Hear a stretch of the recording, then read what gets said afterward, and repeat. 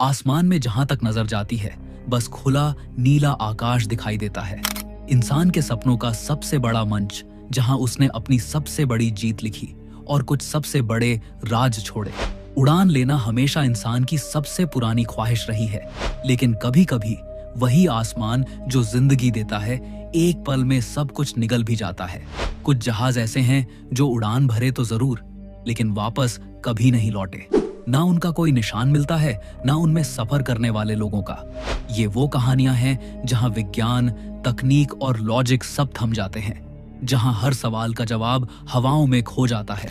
कुछ planes radar से गायब हो गए, कुछ समुद्र के अंदर डूब गए, और कुछ के बारे में तो आज तक कोई नहीं जानता कि उनके साथ हुआ क्या था। ये सिर्फ एक्सीडेंट्स नहीं थे, ये वो घटनाएं थीं जिन्होंने एविएशन हिस्ट्री में एक गहरा दाग छोड़ दिया। तो चलिए चलते हैं एक ऐसे सफर पर जहां हम जानेंगे दुनिया के 5 सबसे रहस्यमय हवाई जहाजों के घटनाएं। दोस्तों, अगर आपने अभी तक हमारे इस चैनल को सब्सक्राइब नहीं किया है तो जरूर सब्सक्राइब कर लें, क्योंकि आपके एक सब्सक्राइब से हमें बहुत मोटिवेशन मिलता है और हम आपके लिए ऐसी और वीडियोस बनाते रहेंगे। तो चलिए वीडियो शुरू करते हैं। नंबर 1, हीलियस एयरवेज फ्लाइट 522, 14 अगस्त 2005। साइप्रस के लार्नाका एयरपोर्ट पर एक Boeing 737-300 flight number Helios Airways flight 522 Athens के लिए तैयार थी। सुबह के 9 बजने वाले थे। हवा बिल्कुल साफ थी, बादल नीला और शांत था। 115 पैसेंजर्स और 6 क्रू मेंबर्स, सब एक नॉर्मल फ्लाइट के लिए रिलैक्स थे। कोई सोच भी नहीं सकता था कि अगले 2 घंटे में ये प्लेन एक उड़ती हुई कब्र बन जाएगा। फ्लाइट का रूटीन चेक शुरू हुआ। एक इंजीनियर ने प्रेशराइजेशन सिस्टम को टेस्ट करने के लिए मैनुअल मोड पे सेट किया, पर टेस्ट के बाद उस स्विच को ऑटो पे वापस करना भूल गया। एक छोटी सी गलती, एक छोटी सी स्विच, लेकिन यही स्विच कुछ देर बाद 121 लोगों के मौत का सबब बनने वाला था। प्लेन ने टेक ऑफ किया और जैसे ही 12,000 फीट के ऊपर गया, कैबिन के अंदर ऑन ऑक्सीजन प्रेशर गिरने लगा। पायलट ने देखा एक लाउड वार्निंग सायरन बजने लगा और टेम्परेचर और प्रेशर दोनों अनॉर्मल लग रहे थे। लेकिन दिक्कत ये थी, वो वार्निंग सायरन 2 अलग सिचुएशंस में बजती थी, एक टेक ऑफ के टाइम और एक कैबिन प्रेशर ड्रॉप होने पर। और पायलट को लगा शायद एयर कंडीशनिंग सिस्टम में कोई छोटी सी प्रॉब्लम है। उन्होंने ऑक्सीजन मास्क नहीं पहना। जैसे जैसे प्लेन हाइट गेन करता गया, वैसे वैसे कैबिन में ऑक्सीजन खत्म होती गई। एक एक करके पैसेंजर्स बेहोश होने लगे, क्रू कोलैप्स कर गया और कुछ मिनट बाद कॉकपिट में दोनों पायलट्स भी अनकॉन्शियस हो गए। ये सब सिर्फ 10 से 15 मिनट में हो गया। प्लेन अब ऑटो पायलट पे था। बिना किसी इंसान के कंट्रोल के वो 34,000 फीट की ऊंचाई पे सीधा एथेंस की तरफ उड़ता गया। एयर ट्रैफिक कंट्रोल ने बार बार कांटेक्ट करने की कोशिश की, पर कोई जवाब नहीं मिला।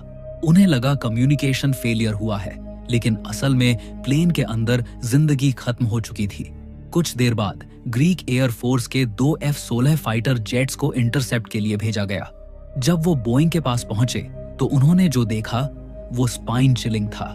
कॉकपिट के अंदर दोनों पायलट्स के बॉडीज झुके हुए थे, बिल्कुल बेजान। कैबिन के विंडोज के अंदर कोई मूवमेंट नहीं, बस एक फ्रोजन साइलेंस। लेकिन एक चेहरा था, एक आदमी जो जिंदा लग रहा था। वो था एंड्रियास प्रोड्रोमाउ, फ्लाइट अटेंडेंट। उसने इमरजेंसी ऑक्सीजन मास्क पहना हुआ था और वो कॉकपिट में घुसने की कोशिश कर रहा था। उसने कंट्रोल लेने की कोशिश की, लेकिन तब तक बहुत देर हो चुकी थी। प्लेन का फ्यूल खत्म होने वाला था। ऑटो पायलट ने अपनी लिमिट क्रॉस कर ली थी। फ्यूल 0 के करीब था और कुछ मिनट में दोनों इंजन्स बंद हो गए। प्लेन ने धीरे धीरे हाइट लूज करना शुरू किया। एंड्रियास ने एक आखिरी डेस्परेट अटेम्प्ट किया कंट्रोल हैंडल करने का, पर अल्टीट्यूड रैपिडली गिर रही थी। फाइटर जेट्स के पायलट्स ने देखा बोइंग 737 धीरे धीरे ग्राउंड की तरफ झुकी और ग्रामेटिको नाम के छोटे से विलेज के पास एक पहाड़ी में टकरा गई। एक डेफनिंग एक्सप्लोशन, एक मोमेंट में सब खत्म हो गया। 121 लोगों की मौत, कोई भी जिंदा नहीं बचा। क्रैश के बाद जब ब्लैक बॉक्स मिला तो हर चीज क्लियर हो गई। कैबिन प्रेशराइजेशन सिस्टम मैनुअल पे सेट था। पायलट्स को प्रेशराइजेशन वार्निंग को समझने में गलती हुई। उन्होंने समझा ये एयर कंडीशनिंग सिस्टम का फॉल्ट है, और जब तक उन्हें असली प्रॉब्लम का पता चला तब तक उनके दिमाग में ऑन ऑक्सीजन खत्म हो चुकी थी। फ्लाइट अटेंडेंट एंड्रियाज और उसकी फियांस फ्लाइट में क्रू थे। ब्लैक बॉक्स में उनके डेस्परेट कॉल्स और कुछ बटन्स दबाने की आवाज मिली। एक आखिरी कोशिश जो दुनिया ने कभी नहीं भूला। कैसे पॉसिबल है कि एक फुली फंक्शनल मॉडर्न जेट सिर्फ एक छोटी सी स्विच के गलत पोजीशन में होने से 121 लोगों की जान ले ले? क्या हमारी टेक्नोलॉजी इतनी डिपेंडेंट है एक ह्यूमन ओवरसाइट पर? हेलियोस एयरवेज फ्लाइट 522 हमेशा याद दिलाता है, इंसानी गलती कभी कभी मशीन से ज्यादा खतरनाक होती है। Number 2, Amelia Earhart. साल था 1937। दुनिया तब नए दौर में कदम रख रही थी और हवाओं में उड़ना इंसान के लिए एक सपना था। लेकिन एक औरत थी जिसका सपना सबसे बड़ा था, पूरी दुनिया का चक्कर हवा के रास्ते करना। उसका नाम था एमेलिया ईयरहार्ट, अमेरिका की एक बोल्ड, फियरलेस और इंस्पिरेशनल पायलट। 1932 में उसने अटलांटिक ओशन अकेली क्रॉस करके वर्ल्ड रिकॉर्ड बनाया था और अब उसका मिशन था अर्थ के गिर्द एक फुल सर्कमनेविगेशन फ्लाइट। एमेलिया ने अपने नेविगेटर फ्रेड नूनन के साथ लॉकहीड इलेक्ट्रा 10E एयरक्राफ्ट में उड़ान भरी। उनका रूट था कैलिफोर्निया से लेकर हवाई, फिर पैसिफिक के छोटे छोटे आइलैंड्स और फिर पूरी दुनिया घूमकर वापस अमेरिका तक। 30,000 किलोमीटर का सफर, 20 स्टॉप्स और एक ख्वाब, हिस्ट्री में अपना नाम हमेशा के लिए लिख देना। 2 जुलाई 1937 उनका प्लेन लाए पापुआ न्यू गिनी से उड़ान भरता है। सब कुछ परफेक्ट चल रहा था। उनका अगला स्टॉप था हाउलैंड आइलैंड, पैसिफिक ओशन के बीच एक छोटी सी जगह जो मैप पे एक पिन के बराबर दिखती है। सुबह के लगभग 8:43 पे रेडियो पर एमेलिया की आवाज आई, we are on the line 157-337, we are running north and south. उसके बाद साइलेंस, ना कोई मेडे कॉल, ना कोई क्रैश सिग्नल, बस हवाओं में गूंजती एक लास्ट रेडियो ट्रांसमिशन और फिर एमेलिया और उसका नेविगेटर दुनिया से गायब। उस टाइम अमेरिका ने हिस्ट्री का सबसे बड़ा एयर सी सर्च ऑपरेशन शुरू किया। 66 एयरक्राफ्ट्स, 9 शिप्स और $4 मिलियन खर्च हुए, लेकिन ना प्लेन मिला ना बॉडीज। बस समंदर के ऊपर endless blue horizon. President Franklin D Roosevelt ने खुद सर्च मिशन ऑथराइज किया, लेकिन 17 दिन के बाद उन्होंने कहा, हमने वह सब किया जो हम कर सकते थे। सबसे पॉपुलर थ्योरी कहती है कि एमेलिया का प्लेन फ्यूल खत्म होने पर हाउलैंड आइलैंड के पास समंदर में क्रैश हो गया। लेकिन अगर ऐसा हुआ तो रैकेज क्यों नहीं मिला?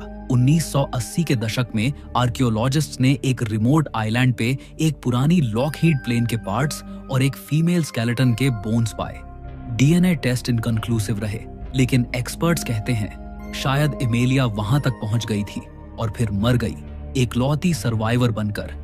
एक थ्योरी कहती है कि उनका प्लेन गलती से मार्शल आइलैंड के पास लैंड हुआ जो जापान में बसा था और जापानीज आर्मी ने उन्हें कैप्चर कर लिया। कुछ पुराने फोटोग्राफ्स में एक औरत और आदमी दिखते हैं जो एमेलिया और न्यूनन जैसे लगते हैं, लेकिन प्रूफ कभी कंफर्म नहीं हुआ। कुछ हिस्टोरियंस कहते हैं एमेलिया एक्चुअली यूएस गवर्नमेंट के लिए स्पाई मिशन पे थी और उसकी डिसअपीयरेंस एक कवर अप थी, लेकिन इस थ्योरी का कोई सॉलिड एविडेंस नहीं। आज भी हाउलैंड आइलैंड के आसपास ओशन में सोनार और सैटेलाइट सर्चेस चल रहे हैं, लेकिन उसका प्लेन अब तक नहीं मिला। Number 3, Malaysia airlines flight MH370, 8 मार्च 2014, कुआलालंपुर इंटरनेशनल एयरपोर्ट। सुबह के 12:42 पर मलेशिया एयरलाइंस की एक बोइंग 777 फ्लाइट MH370 उड़ती है बीजिंग के लिए। प्लेन में 239 लोग सवार थे, 227 पैसेंजर्स और 12 क्रू मेंबर्स। सब कुछ बिल्कुल नॉर्मल था जब तक कि वो साउथ चाइना सी के ऊपर नहीं पहुंच गया। रात के करीब 1:19 पे कैप्टन ने एयर ट्रैफिक कंट्रोल से कहा, गुड नाइट मलेशियन 370। उसके कुछ सेकंड्स बाद प्लेन रडार से गायब हो गया। ना कोई मेडे कॉल, ना कोई इमरजेंसी मैसेज, बस एक साइलेंस जो अब तक टूट नहीं पाया। सबसे पहले अथॉरिटीज ने सोचा कि शायद प्लेन क्रैश हो गया होगा साउथ चाइना सी में, लेकिन जब उन्होंने रडार और सैटेलाइट डेटा चेक किया तो एक शॉकिंग डिस्कवरी हुई। प्लेन ने अपना रूट बदल लिया था। बीजिंग के नॉर्थ ईस्ट की जगह वो वेस्ट डायरेक्शन में मुड़ गया और फिर एक स्ट्रेंज जिगजैग पैटर्न में उड़ता हुआ मलय पेनिनसुला के ऊपर से निकल गया। उसके बाद उसने फिर से टर्न लिया और इंडियन ओशन के साउथ में घुस गया, यानी प्लेन पायलट के कंट्रोल में था। लेकिन क्यों, ये कोई नहीं जानता। ब्रिटिश कंपनी इनमारसैट के सैटेलाइट ने MH370 का एक वीक हैंडशेक सिग्नल कैप्चर किया। उस सिग्नल के हिसाब से प्लेन अगले 6 घंटे तक हवा में था। उसके बाद सिग्नल एकदम कट हो गया। मतलब प्लेन फ्यूल खत्म होने तक उड़ता रहा, कहीं सदर्न इंडियन ओशन के बीच में गिर गया होगा। लेकिन जब सर्च टीम्स वहां पहुंची तो ना कोई रैकेज मिला, ना कोई डेब्री, बस समंदर के बीच खामोशी और हवा की चीख। इन्वेस्टिगेटर्स ने पायलट जाहिरी अहमद शाह के फ्लाइट सिमुलेटर डेटा चेक किए। वहां एक रूट सेव था, बिल्कुल वही जो MH370 ने उड़ान के वक्त फॉलो किया। क्या ये सब पहले से प्लान था?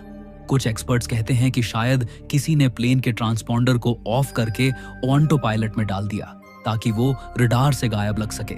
एक और थ्योरी कहती है कि प्लेन में सडन फायर या प्रेशर फेलियर हुआ और क्रू बेहोश हो गए। ऑटो पायलट पे प्लेन खुद उड़ता रहा जब तक फ्यूल खत्म नहीं हुआ। कुछ लोग कहते हैं प्लेन गलती से किसी मिलिट्री टेस्टिंग जोन में घुस गया और उसे शूट डाउन कर दिया गया। लेकिन गवर्नमेंट्स चुप हैं। इंटरनेट पर लोगों ने अनेक थ्योरीज बनाई। कहते हैं प्लेन किसी बरमूडा ट्रायंगल जैसे जोन में घुस गया या एलियंस ने उसे कैप्चर कर लिया। लेकिन कोई सबूत नहीं। 2015 में एक डेब्री का टुकड़ा रियूनियन आइलैंड इंडियन ओशन के शोर पे मिला। वो MH370 के विंग का हिस्सा था। उसके बाद मोजाम्बिक और मेडागास्कर में कुछ और टुकड़े मिले, लेकिन मेन बॉडी, कॉकपिट, पैसेंजर्स कुछ भी नहीं। 239 लोग, पूरा एयरक्राफ्ट एक ही पल में हवा में से गायब हो गया और दुनिया भर की 26 नेशंस मिलके भी उसे ढूंढ नहीं पाई। आज भी इंडियन ओशन के नीचे कहीं एक बोइंग 777 छुपा है, जिसमें लोगों के फोन, पसंदीदा कपड़े और अधूरी कहानियां सदियों तक चुप रहेंगी। हर साल उन लोगों के परिवार एक सवाल पूछते हैं, उनका आखिरी पल कैसा था?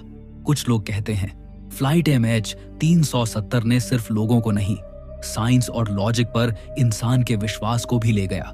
Number 4, the Valentich disappearance. तारीख थी 21 अक्टूबर 1978। जगह थी मेलबर्न, ऑस्ट्रेलिया। एक 20 साल का यंग पायलट फ्रेडरिक वैलेंटिज अपने छोटे सिंगल इंजन एयरक्राफ्ट सेस्ना 182 में बेथ आइलैंड के लिए निकला।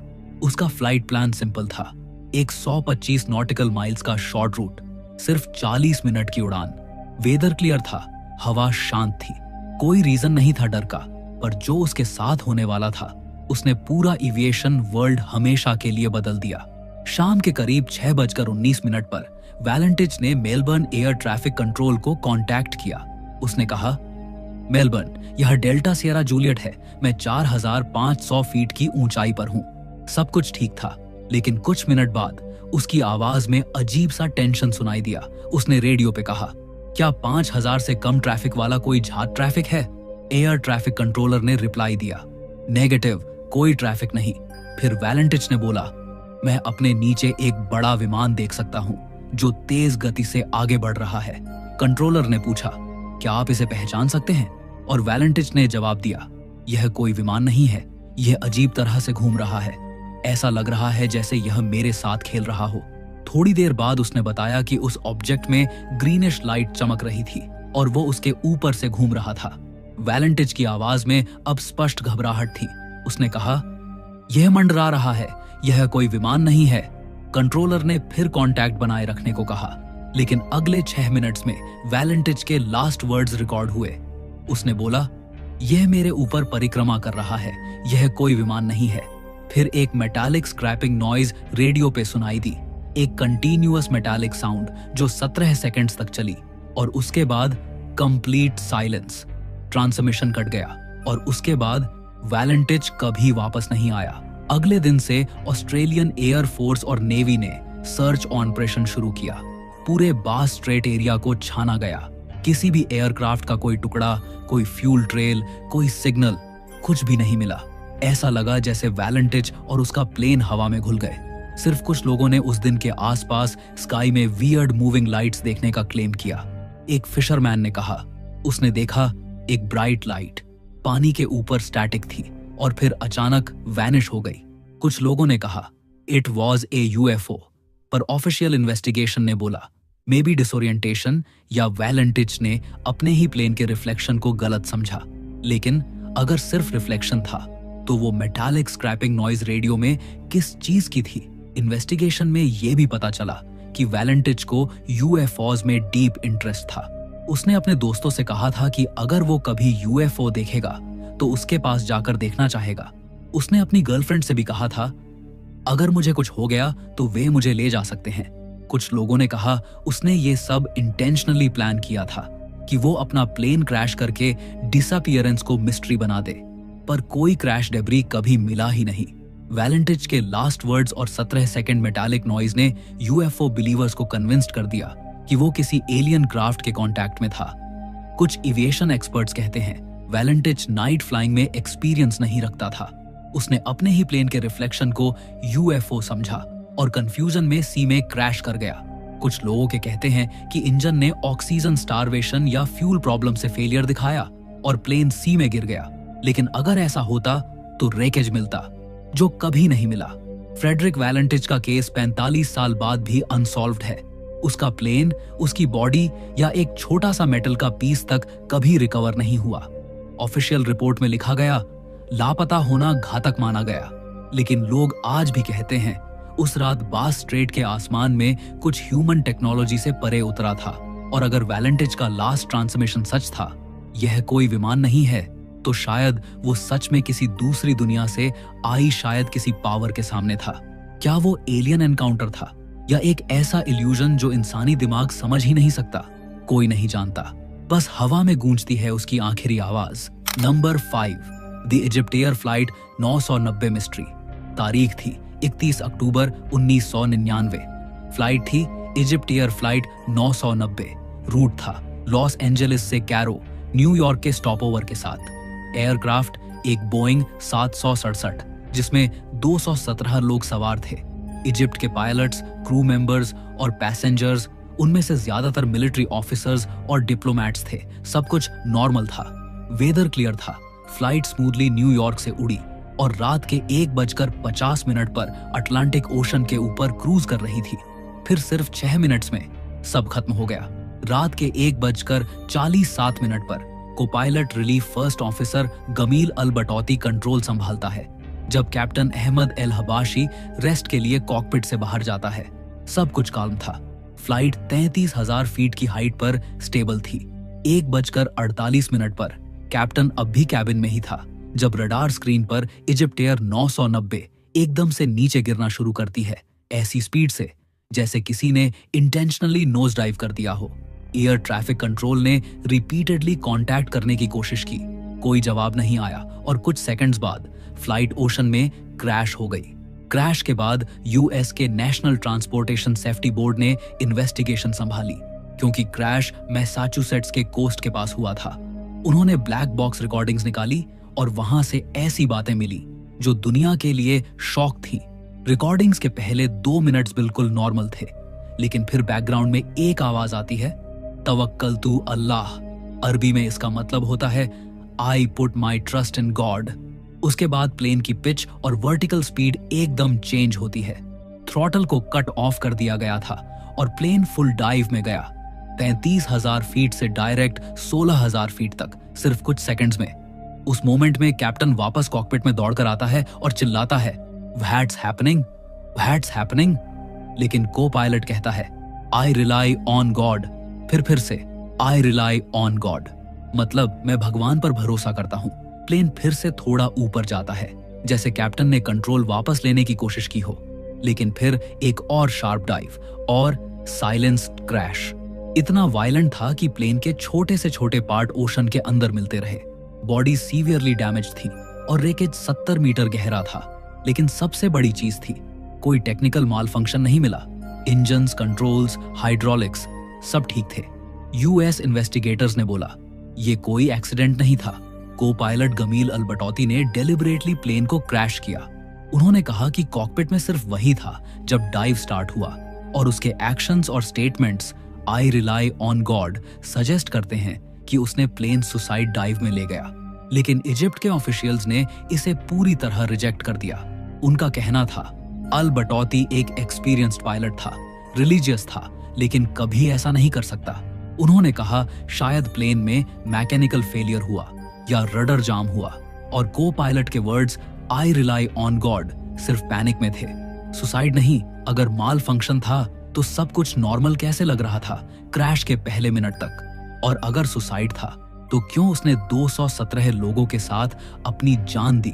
कोई मोटिव नहीं मिला, कोई सुसाइड नोट नहीं, कोई मेंटल हेल्थ इश्यू का रिकॉर्ड नहीं। कुछ इनसाइडर्स ने कहा अल बटौती को रिसेंटली ग्राउंडेड करने की बात चल रही थी, शायद उन्होंने गुस्से में यह स्टेप लिया। लेकिन यह सिर्फ एक अनकन्फर्म्ड रूमर रहा। इजिप्ट एयर फ्लाइट 990 का क्रैश आज भी एक पॉलिटिकल और साइकोलॉजिकल पजल है।